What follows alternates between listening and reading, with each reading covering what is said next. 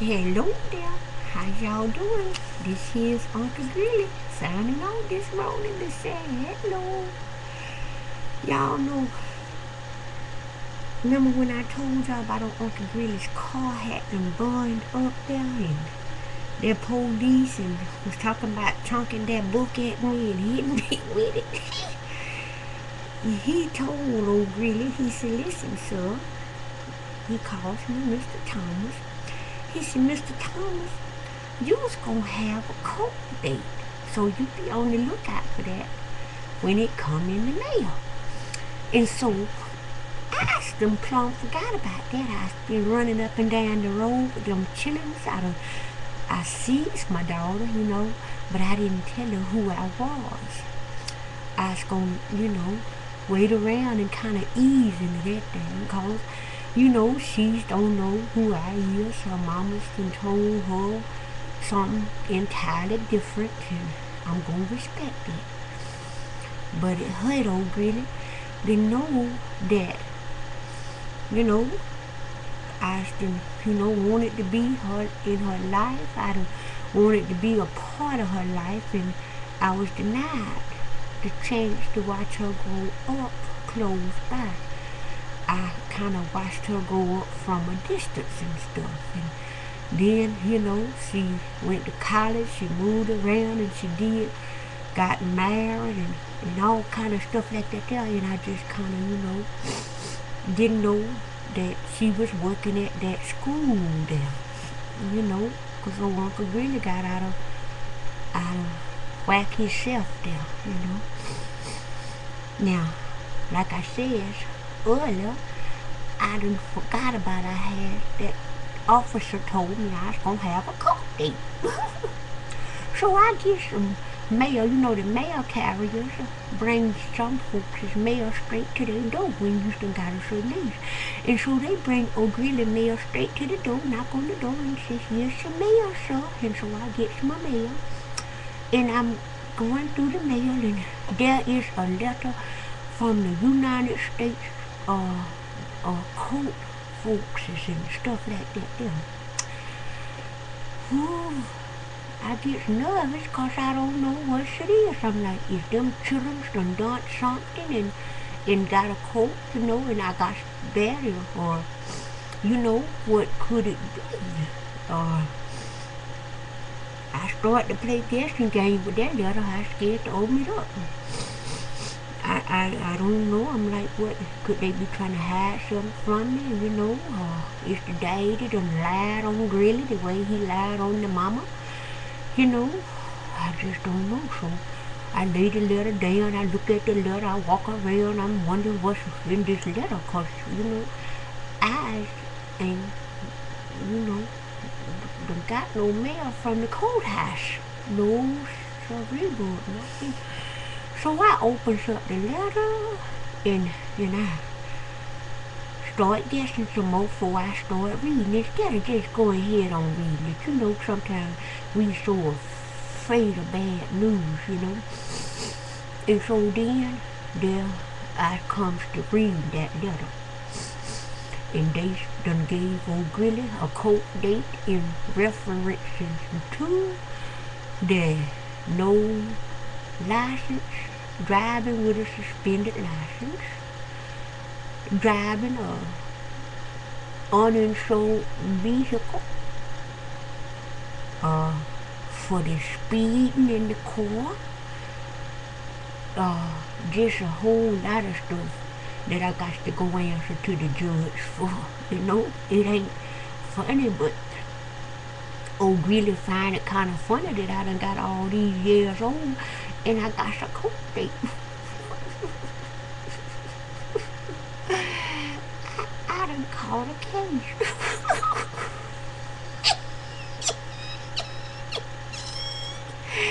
Child, I wouldn't be laughing if my mama was living. If my mama was living, I couldn't be sitting down. I'd have to lay down on my belly.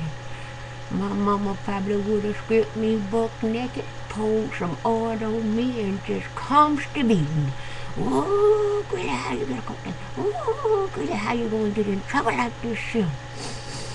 But it's an honest mistake because I thought my license was good for the rest of my life. I didn't know. You know, when I was a judge and all them years I practiced law, I ain't had to have no license. You know, I had them, but I ain't had to do nothing with them. And when I first got a car, we didn't have to have no insurance. And you know, that old car had been set up there for so long. It's a good old car, you know. But it just, I guess they said that some along the gas line might have been leaking, what caused it to catch on the blaze like that there. And lo and behold, that particular day, when that man was pointing at me and yelling, he was yelling and cussing at me, and I was, you know, he was saying, get the hell out the car on fire. And I didn't know that that's what was going on. I thought he was yelling at old Greely because Greely had to cut in front of him.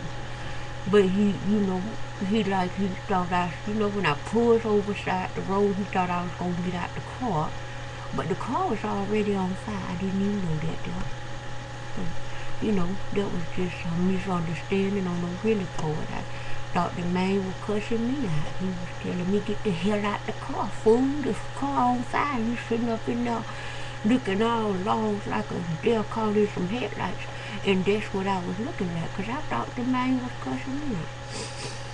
But anyway, anyhow, Greely got to go to court. Greely done caught a case, or 2 or 3 cases. I saw a whole lot of things on that thing. And I'm hoping that they give me back my license. You know, I done been looking for a car and stuff, and I ain't even got my license back yet. So, you know, anyhow, I got a call from that school back there, gal there, who's a senior. And it was her, was it the counselor or somebody along that line, who says that they got that prom thing where them children go to, and she's going to the prom, and she needs a dress, and she gonna need some shoes, and she gonna need her hair done. She got to get her nails done, her toes, and her fingers. They said she got to have all the accessories. That's what that lady told me. She got to have the necklace and the earrings, and she was telling me, well, we done find her a dress on the internet that she liked. And it's at Macy's. And I said, well, where is she at? Why is she got you calling me? And she sits right here every evening looking in my face and wants to tell me this. Done come to that school and done told you to call me like I was a bad old person. And I said, where is she? And she said, she's sitting right here looking. I said, well, why she come? So she said, why you didn't tell him about this stuff you need? And then she gonna say, she said she's scared to tell you because you got so upset because of how much money it cost her to graduate. I said, well, you tell her I was not mad at her because of all the money it costing her to graduate. I was mad at y'all who make it that high for them to have to graduate. I said, now put her on the phone. So she gets on the phone, and I said, you know, you can tell your Uncle Greely anything in this world. I said, just because you asked me for it, don't mean I was going to do it. I said, just because that lady calls me and asks me for it, don't mean I going to do it now. And you can have anybody you want to call me and ask me to do that stuff. That don't mean I was going to do it no more for them than I is for you. I said, but I'd be quicker to do it for you 'cause I feel like you love some Uncle Greely when you come straight to him and you don't get everybody else all involved, making them think I's not gonna be right and fair with you, that they got to come calling me. And she's like, I'm sorry, Uncle Greely. She trying to drop her voice down. You should hear her. She got more spirit than the Lord allow. She keep them brothers of hers in line.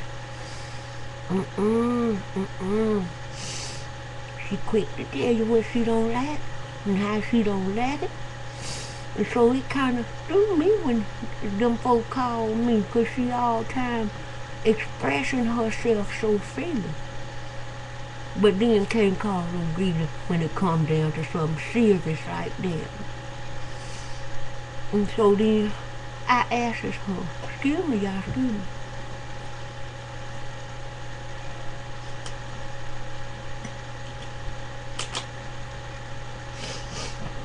Oh, Greely got another habit there, and it's chewing tobacco. And I had to speak. Some of y'all don't know nothing about that, but a lot of us country folks chew back. A lot of y'all city folks chew it too. Y'all just in the closet with it. Anyhow, I says, now how is you planning on getting to that prom? 'Cause you know I ain't got no way to take you. You gonna have to ride the bus. And she said, what? What? Ride the bus? You don't ride no bus to no prom. I said, well, how you planning on going then? My friend gonna pick me. I said, what friend? She said, my little friend go. I was like, I know I want them to come right here. And they sat there and they tell me where y'all going and what times y'all coming back and all kind of stuff like that. You know you got to be safe out there on them nights like that. A lot of them little children be drinking and driving and they ain't familiar with that road and they'll get hurt without thinking about it. They got to be safe, you know, and they don't realize that. They all get together and they get fun and next thing you know, they behind their wheel. And it's a many little children, you know, that went on to glory way too early 'cause they careless. And I don't want them, you know, out there on that road being careless like that. And they got these cars that they ride around here and they're so fast and their reflexes might can't keep up with how fast their car can go, and then they under the influence of alcohol, and you know when you under the influence of alcohol, your reflections might not be on. Your mind might be thinking that you're doing it right, but your hands and your mind ain't coordinating the way they supposed to, and then you might be speeding. So it's best to be safe than to be sorry. And then she gonna come out talking about, well, can't you get me a limousine? I said, girl, please, huh? No, sure. I said, the only time Greely family ever rides in a limousine is when it's a funeral. And it ain't finna be no funeral no time soon, so ain't nobody paying for no limousine. I'll give you $4 for the bus. That's the best I can do. Then she gonna constantly laugh. Came home later on that evening still laughing about the time I ain't getting on no bus all to go to no prom. So, you know, I haven't been out there, you know, 'cause I don't stay at home all the days no more.